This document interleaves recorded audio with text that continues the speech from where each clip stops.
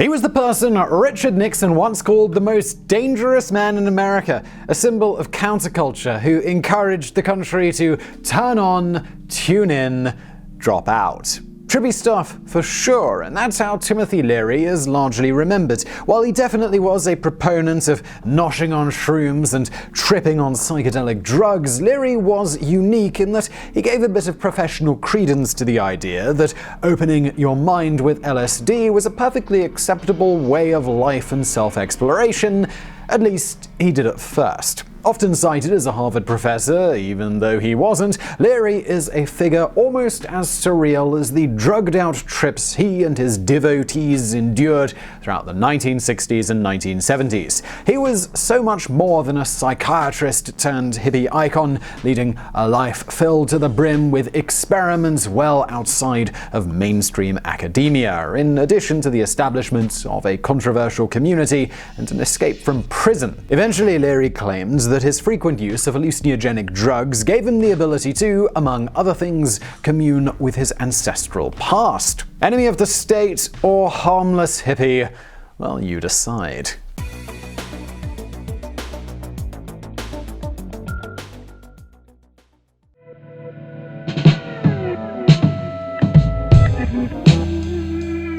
Leary was born on October 22, 1920, and it was a simple case of perfect timing. He took a rather indirect route through school to graduate from the University of Alabama in 1943. 7 years later, he earned his doctorate in psychology from the University of California-Berkeley, which set him up nicely to have an established career by the time the counterculture movement of the 1960s was kicking off in earnest. Before Leary ever became a figurehead for the drug culture of the 1960s, he was shaped by the circumstances of his childhood and a young adult life. A member of the so-called greatest generation, defined by growing up during the Depression and being sent to the front lines of World War II, Leary managed to dodge both of the traumas that shaped the rest of his generation. His father was a dentist until, driven by alcoholism, he abandoned his family in 1934 for life as a merchant marine. Leary's mother was fiercely devoted to him, and he was a handful. His education was a journey that crisscrossed schools. In 1938, he enrolled in the College of the Holy Cross, which is where he got an education of a different kind. He learned enough about life and religion to push him into giving up his Catholicism. His second semester there became less about learning and more about hitting the bars, picking up girls in his newly purchased car, and running poker games. After a year under the steeple, Leary set his sights on West Point. Withdrawing from Holy Cross after passing the West Point entrance exam, it wasn't long until he was court-martialed for lying. The whole thing was hushed up so as to not bring dishonor to the school, but Leary was ostracized by his classmates and ultimately resigned. From there, it was on to the University of Alabama, where he was expelled after being caught spending the night in the women's dorm. He ended up at the University of Illinois and was, as unlikely as it sounds, drafted into the army. The details of his time as an enlisted man are a little sketchy, but we do know that he spent some time working at a rehabilitation clinic in Pennsylvania and was, perhaps unsurprisingly, suspended. He continued his training, though, marrying Marianne Bush in 1944 and talking his way back into the University of Alabama with the understanding that he would finish his degree via correspondence courses. And he did. From there, he worked his way through a Washington State University master's degree and a Berkeley doctorate. By the time it was the 1950s, an important shift was happening in the field of psychology. Psychoanalysis was huge, driven by the need to find reason why people were suffering from various mental illnesses, from depression to antisocial behavior. This was the post-war boom after all, and America was riding high on a wave of victory and prosperity. But if Americans had served an instrumental role in defending the world from the most terrible threat to liberty that anyone had ever seen, then why were so many people so unhappy? This was the question that many mid-century psychologists were eager to solve. Many began preaching that the answer was all in the person's head. It was taught that they were faulty, that there must be something wrong with them, that they were the ones failing to adapt to a changing world. By the middle of the 1950s, half of the country's hospital beds were occupied by patients who had a diagnosis of mental illness. This was the field that Leary entered. At first, he subscribed to all the typical ideas of the day. Psychology was about normalization, about curing someone by getting getting them to fit in better with what was deemed a normal society. But even then, there were dissenting opinions that decried this idea as a sort of coercion rather than a treatment, and some of the details of Leary's personal life helped guide his shift away from this mainstream. It was a rough decade for Leary. In 1955, his first wife committed suicide. She took her life on Leary's 35th birthday, not long after confronting him about an affair, to which he reportedly told her, "That's your problem." Leary ended up marrying his mistress, but that marriage soon ended after the police were called by a landlady who had heard him hit her. He reconnected with his estranged father, but that reunion was followed closely by his father's death in 1956. Then, when a former male colleague was arrested after looking for illicit liaisons in public men's room, Leary suffered a nervous breakdown. An extreme reaction? Perhaps. It was speculated that he and his married colleague had been involved in an affair of their own. Leary needed to get out of town for a while to escape all of the depressing elements in his life, so he headed to Europe. It was there that he met David McClelland. McClelland, who worked as the director at Harvard's Center for Personality Research, became Leary's new career opportunity. Just as important was his summer trip to Mexico, where he tried mushrooms for the first time. The result of these two coinciding events was the Harvard Psychedelic Project, a radical experiment fully sanctioned by university executives.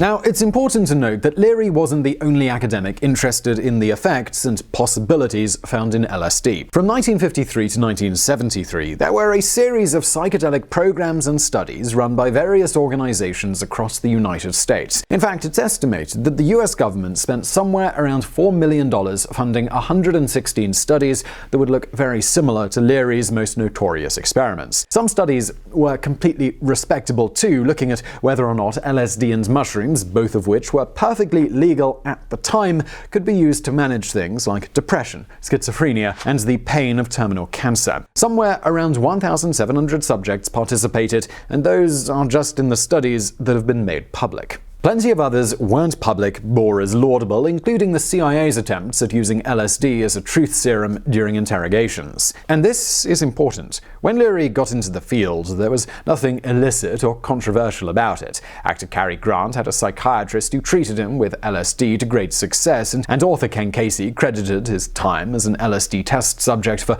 pushing him to write One Flew Over the Cuckoo's Nest. Leary simply tried it, liked it, and wanted in. Leary had noble aspirations for his work. Not long after he first tried mushrooms, he read Aldous Huxley's The Doors of Perception, which was written under the influence of mescaline. Huxley was conveniently lecturing at MIT, and when the two met over lunch at the Harvard Faculty Club, they came up with the idea that research into psychedelics would eventually lead to a kinder, gentler world filled with peace, prosperity, and an increased sense of contentment. While that might not sound like a bad idea at all, it quickly proved to be, well, a really bad idea.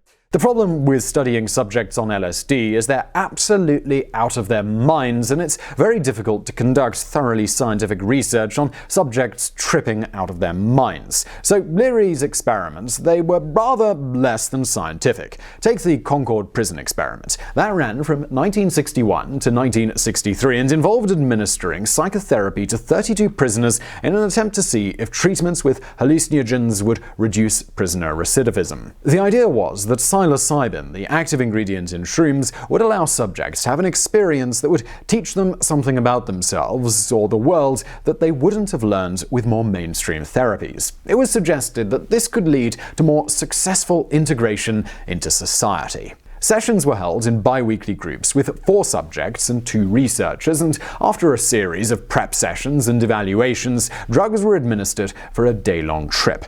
The group would discuss the experience, and subjects would be reassessed. According to Leary, the results showed promise. After the majority of the subjects were released, Leary initially reported that recidivism was well below the average expected percentage. Then, in a 1964 follow-up, Leary found that recidivism in his experimental group had regressed to the norm, in part, he said, because his team hadn't actually provided the post-release support they had been planning. Still, Leary found something to lean on. The subjects that found themselves back in jail were there because of less serious offenses than they had originally been convicted of. He chalked that up to a win. At the same time he was working with prison inmates, there were plenty of other less than scientific experiments going on under the guise of the Harvard Psychedelic Project. They were even less formalized, with many of the researchers simply opting to conduct experiments on themselves. In other words, they dropped a great deal of acid. Harvard wasn't happy with the way things were going, especially when news about rampant drug use broke out in the press. It went all the way to the FDA, who decided it was about time to start regulating just how these drugs were used. Leary's program, it was shut down, and his term as a lecturer wasn't renewed at the end of the 1963 school year. While he was preparing for his departure, one of his colleagues, an assistant professor named Richard Alpert, had a break with Harvard that was a bit more dramatic. The media picked up the story that Alpert was fired when he was found trading LSD for sexual favors from undergrads. The mainstream press painted Alpert and Leary as too much for Harvard to handle, and that's not the kind of publicity that makes anyone look good. Leary, on the other hand, didn't actually leave Harvard because of the rampant drug use. Officially speaking, the college declined to invite him back because it abandoned his class. Instead of teaching, he'd had his secretary give his students a list of required reading while he headed off to California.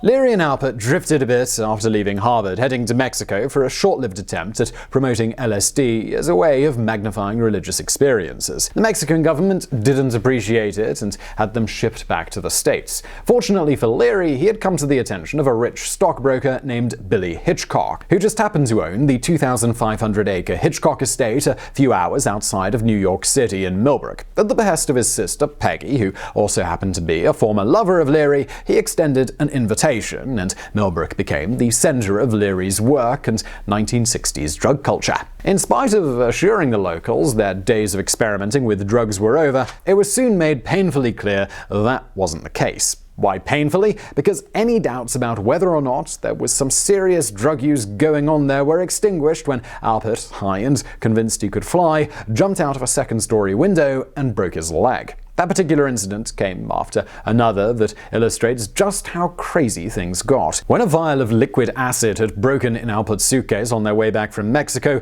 well, that's valuable stuff. Not about to waste it, Alpert passed his clothes around to let people lick off a high. The shenanigans that residents and visitors got up to at Millbrook exist somewhere between truth and legend, but there was a goal. Leary and Alpert were trying to find a way to create a roadmap for an LSD trip. They wanted to find that place of perfect clarity and understanding and develop a way for practitioners to get to that point on a regular basis. In the beginning, they held workshops, gave lectures, and wrote almost as much as they tripped, but it didn't take long for the FBI to come knocking. On April 17, 1966, officers found 12 children and 29 adults, but none of the drugs they were looking for, only a bit of marijuana. Still, roadblocks were set up, and anyone who wanted to go into their freewheeling compound was strip-searched by law enforcement. And with that, another dream was dead.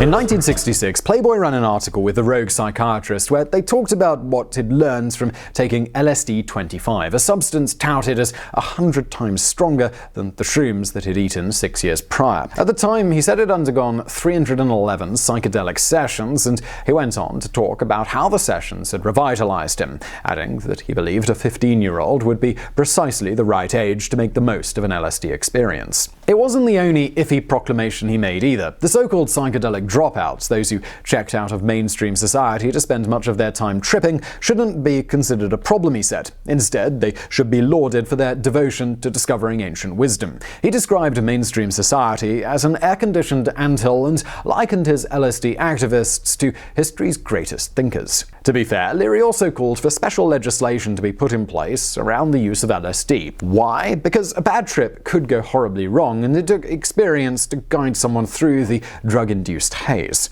In order to guide someone, he believed, a person should have to apply for a license, which they would only get after study, preparation, and passing a series of physical and psychological tests. He argued this was much more responsible than doing something like outlawing it altogether. Without a legitimate way of getting and using this substance, one he defined as a form of energy rather than a narcotic or a type of medicine, he thought the industry would become lawless and underground, much like what happened to alcohol during Prohibition. He also made some wild claims about what he'd discovered on his hundreds of trips, telling them that he had managed to move his consciousness into the pre-cellular level. What exactly is that? Well, he described it as becoming one with the cosmic beat of the universe, and he even claimed to be able to tap into his own DNA to relive the experiences that his ancestors had had generations ago. He described particular people he saw again and again, scenes of chaos and crisis, all laid bare by so-called ancient energies. When asked about the most important lesson he'd learned on his trips, he gave an insightful answer. He said, "The only real issue, when you come down to it, in the evolutionary cosmic sense, whether to make it with a member of the opposite sex and keep it going, or not to. Everyone had to make a choice, to have children and attain immortality, or as he put it, step off the wheel." And that's a big part of why we remember Leary today and why he made such a sweeping impact on the culture of his time. While experimentation before him focused on making LSD a psychological weapon, Leary argued that it could lead to vast insights not only into the self, but into the cosmos and into parts of the world larger than any human could ever imagine, unaided, of course.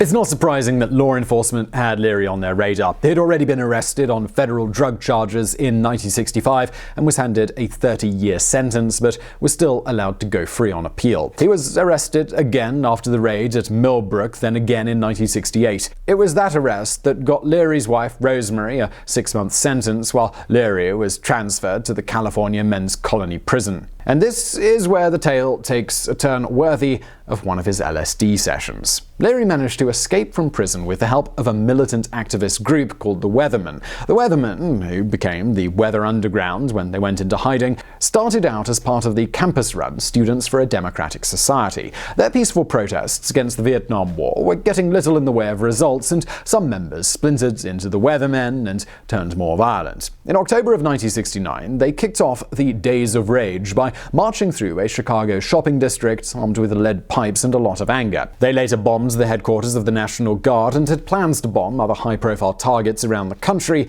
but in the meantime, they gave Leary a way out of jail. Leary and his wife were smuggled out of the US and into Algiers, where they stayed with the Minister of Defense for the Black Panthers, Eldridge Cleaver. Cleaver and Leary didn't see eye to eye on things, particularly Leary's continued drug use. It was, after all, an Islamic country with a tendency to go hard on drug offenses, so Cleaver essentially pushed Leary and Rosemary out of town. From there, it was on to Switzerland, where they hooked up with an arms dealer called Michael Hauscher. They made an agreement. Hauscher would protect them as long as he was given 30% of the royalties from the books that Leary planned to write. And here's why you should never get involved with high-profile arms dealers. Hauscher knew that the more books Leary wrote, the more money he'd get, and decided that his cash cow would be more productive in a place where he had no distractions. And well, that was jail. Hauscher turned him in, and he spent a month in solitary confinement before Rosemary was able to get him released. After that, Rosemary left him. It wasn't long, though, before he found someone new in Joanna Harcourt-Smith Tambacolocos de Amacor, and from there he found something else, and that was heroin. From there, Leary and his new lady departed for Austria, where he lauded the country as a beacon of compassion and freedom. They weren't nearly as fond of him, though, as he was of them. In 1963, Leary's son-in-law was in town, and they decided to head out and meet up with the hashish suppliers of Afghanistan. Unfortunately for Leary, it was all a setup. He was handed over to law enforcement, returned to Los Angeles, and dropped into a Folsom Prison cell, which interestingly made him Charles Manson's new neighbor. We can only imagine the conversations that happened there.